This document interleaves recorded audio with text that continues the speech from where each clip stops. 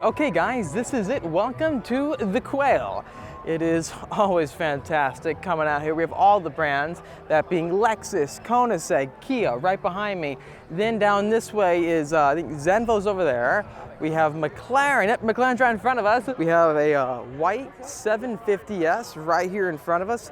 Looks just like the one that we saw at the factory for our unbelievable trip with McLaren. These guys, they know how to build a supercar. That's all about the purity of driving them, about the driver.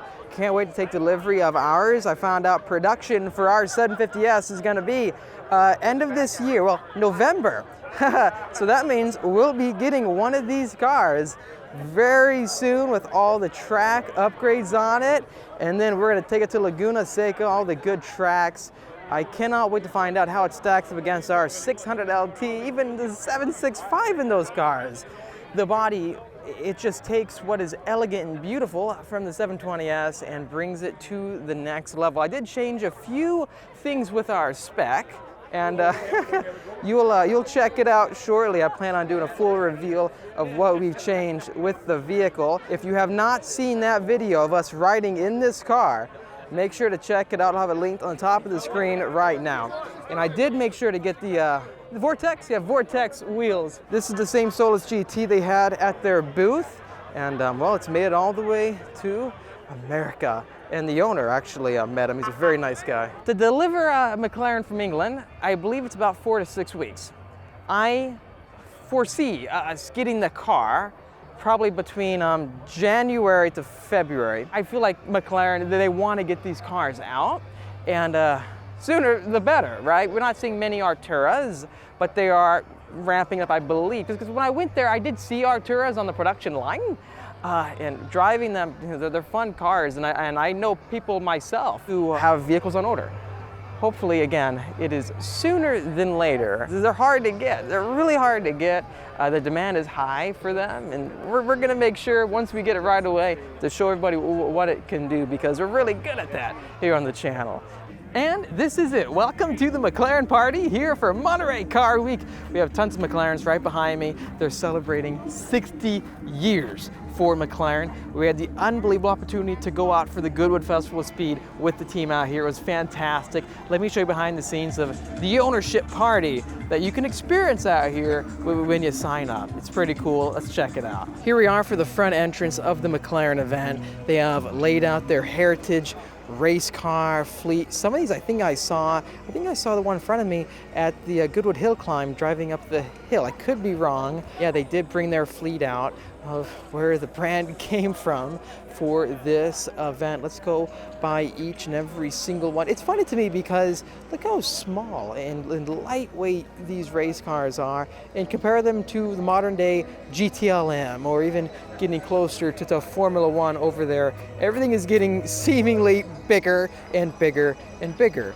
Though aerodynamic strategies have evolved, definitely. We're at an era of these crazy wedge designs.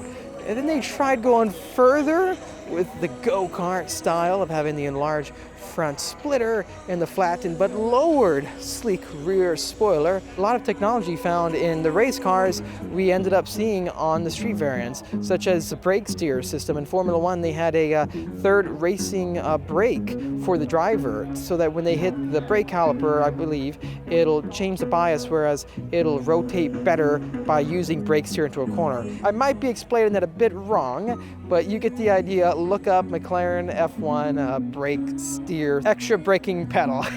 You'll see what I'm talking about. It ended up being banned. Now we have them in the McLaren street cars that don't have the electronic limited slip differential, that being the 720S, 765, all the modern McLarens except for the Artura. All right, here's a behind the scenes look of the McLaren house party. Really cool place that they have here. Tons of people, a DJ up top, nice out back. You get to mingle with fellow McLaren owners. Let's head back out front and check out all of the cars. Here we have the Spectrum theme, I believe it is, a 750S right here in front of the McLaren house building. We gotta at least hop inside briefly because, we've got this car coming, and hopefully it's coming by maybe the beginning of next year. This one does have the standard comfort seats, I believe, and doesn't have the ambient lighting, a little bit of it. Let's hop in very carefully with these vehicles. Luckily, no carbon fiber door sill. Here we go, 94 kilometers on the odometer. Let me zoom into that right there. But soon, the game plan is, as with all the other cars we've had on the channel, to take it to the track, test it against the competition, see if it really is going to be the new benchmark supercar. That's what McLaren is saying, and hey, it's our job to really find that out. Really nice being in here with all the new displays and technology. I remember a story online of, was it a Volkswagen shipment? The ship caught on fire, so tons of cars got ruined and they had to rebuild them. Luckily, well, hopefully that doesn't happen to us because the wait's been pretty long and it's gonna be a bit longer. I'm counting down the days. Let me go ahead and hop out. One last touch. This has got the standard brushed metal finish, is it? That you get with the performance interior, right? You can opt carbon fiber, and that's what I did. I have carbon fiber for the paddle shifters coming in. Okay, closing the door to the 750S. Who knows, this could be one of the very last total internal combustion engine dedicated McLarens that we see. I'm curious to find out how many they make if they ever announce that, because from what I hear, allocations are sold out. So these are hot commodities right now, and I can see why. Going up the hill climb, the power, the feedback you can feel, at least in the passenger seat, it was really exciting. You have an epic McLaren Artura with a blue, pink fade, a bit of a purple towards the front. The lighting's not the best right here, unless it just gets dark purple on the hood. I think it does. Let me know, what do you think about this spec in front of us? The Artura is a different car because usually when you think hybrid, you kind of get the impression of increased weight. It's going to draw back the handling characteristics, making them not as fun as dedicated internal combustion engine vehicles. It doesn't really suffer with the increased weight from my experience because you still have the carbon tub and the low center of gravity to try to keep the McLaren ethos of a driver's car. Hopefully we start seeing more of these. You know, I have a bunch of friends who have these on order. Let me know, what do you think of the paint scheme combination of this vehicle? The suit actually matches, doesn't it? We got the fully black painted Vortex wheel combination on the 750S. Stay tuned because we do have Burton blue calipers to match the McLaren F1 paint job. I ordered the titanium roll bar system. The Spectrum paint theme, worth it. I'll be honest, and I can say this as being a customer, some of the options get very expensive, but they're bespoke, and that's why. You're not buying a car off a mass production line where they can save the cost everywhere. This is going to be a hand paint finish that takes many, many hours. I guess there's a benefit for the buyer. You're getting a feature for a finish that is more unique, and that could help with your value, maybe. I did not get any Spectrum themes. I just chose to go off the 600 LT color combo we have for the Papaya Spark, and then adding some blue. Hopefully it turns out great. I think it will. Even this one right here, look, it's blue up front, light blue, and then you have the orange striped interior.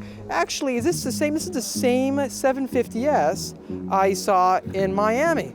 Oh my gosh. All right, well, that's going to wrap up our time here with the McLaren team for their house party for Monterey Car Week. Let me know what you think in the comment section down below. Again, another one of those lifestyle perks that you get when you get these new supercars. It's all about the big experience of enjoying these exotic vehicles. If you enjoyed the video, hit the like button, subscribe, and I'll see all of you in the next episode.